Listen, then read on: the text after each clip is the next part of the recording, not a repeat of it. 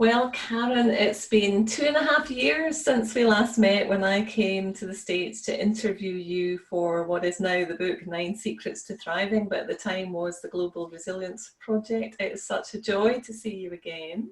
Hello. Likewise. You look great. So do you. I love the painting behind your head as well. It's great.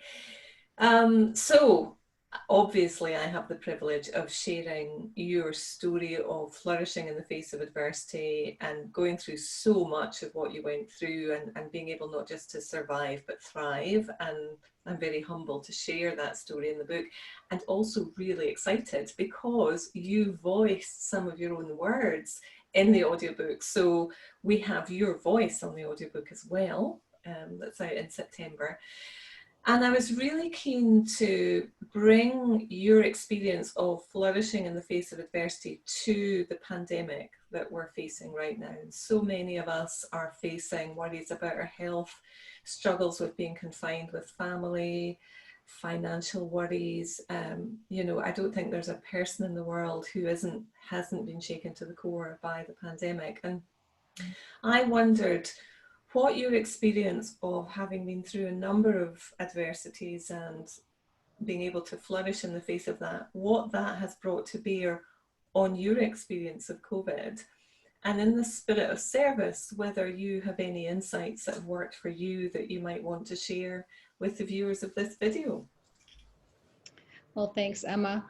I would have to say that, like everyone, when the pandemic became a reality, I thought that this would just be kind of a short-term thing and we would be stuck in our homes. And so it was kind of fun to connect with people on Facebook and see how other people were handling things. And then, of course, we realized that this was not a short-term thing. And I realized that after probably 26 years of being at home, either as a stay-at-home mom or as a retired attorney, but writer and speaker, I really needed connection with people outside my home that I would get through different civic organizations that I belong to or social activities with friends and family. And so that was difficult early on.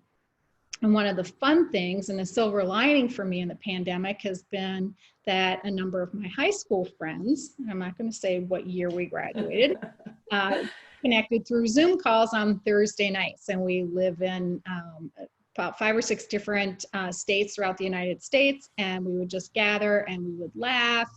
And then sometimes we would kind of check in. So how's everyone doing? And then, of course, started talking about the shutdowns and mask requirements and all of that. And those Zoom calls have tapered off a bit as the world's reopened a bit. But it's been really a lot of fun because, as you said, it doesn't matter what your circumstance is, where you live. This is a global pandemic and it's really clipped our wings in a lot of ways.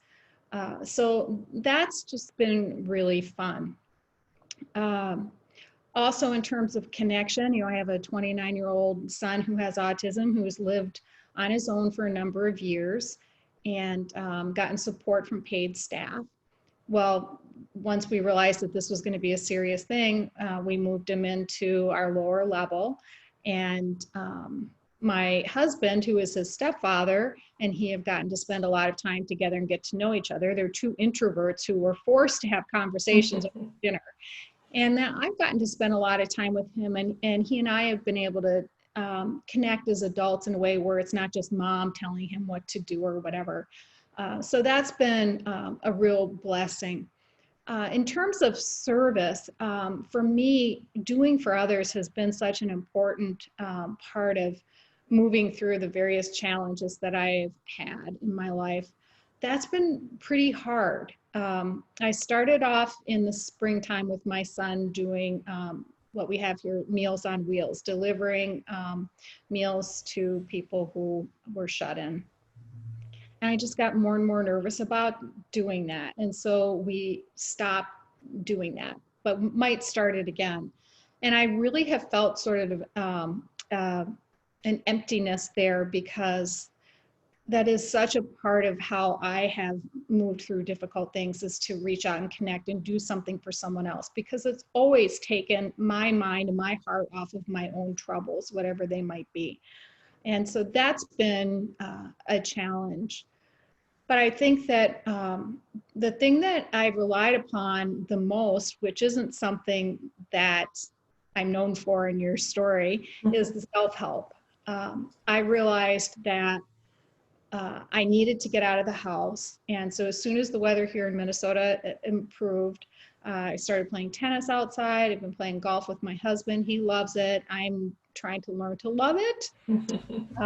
But it's been something for us to do together. We go biking, we go for walks, just to get as much vitamin D as I can, to just move my body as much as I can. And, during the activities, whichever they may be at the time, I'm not thinking about what's going on in the world, because, of course, in addition to the pandemic, I'm right here at the epicenter of, the George Floyd situation, and that's been pretty difficult here in Minnesota.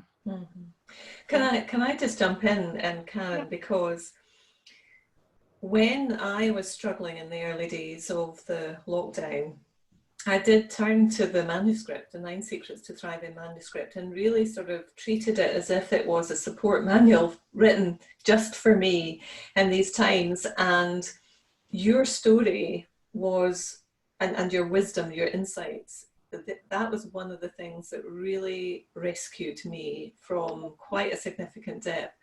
Because, your story is there. I'm not going to go into that, but spoiler alert, one of the key insights you had was, when you're feeling low or you're feeling like you're not thriving, it's really important to reach out and do for others.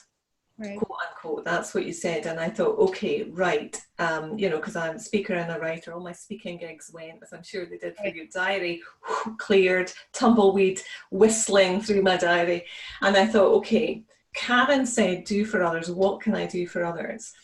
And I thought, well, I'm writing about resilience. So I just went out to all my clients and offered free resilience webinars to support their staff on how to build a resilient mindset, and some of the other insights that the Thrives have shared with me. And honestly, that was one of the things that was a real lifesaver for me. And now, sort of 15, 16 weeks in, I think I've spoken to about 2,000 people on these webinars, one way or another. So that's you that did that for me. Thank you very much.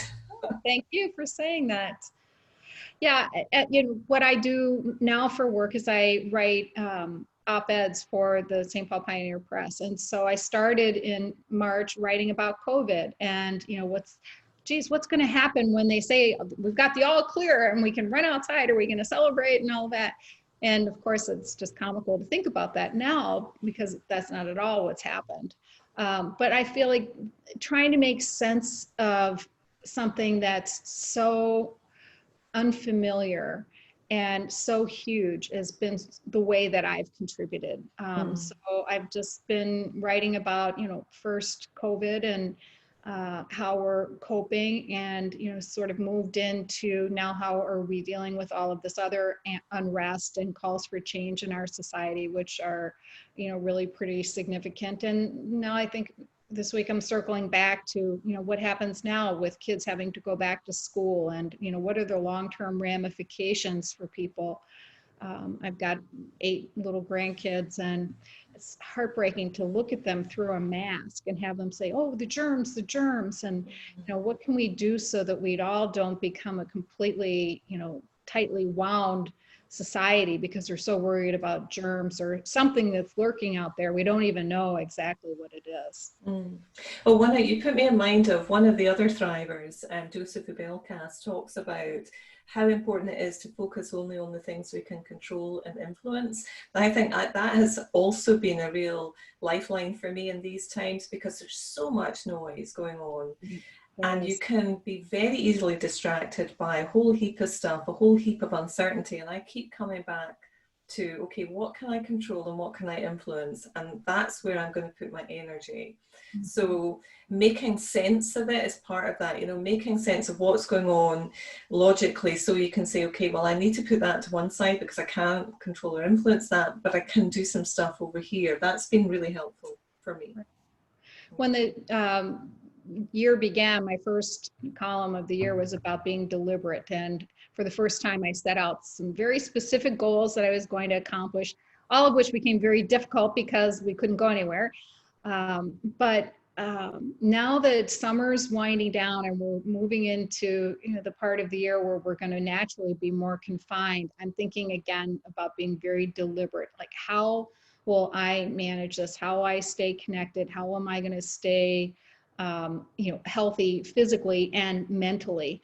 Because I feel like this next stretch could potentially be more difficult than what's behind us, because this isn't going to be a quickly resolved problem, and we are going to be indoors and we are going to be estranged from people. And so I think it's a time for all of us to be deliberate and thoughtful. What's worked, what hasn't, what's been missing, what can I bring into my life, where do I need help, where can I offer help to get through this, because it's going to be around for a while, unfortunately.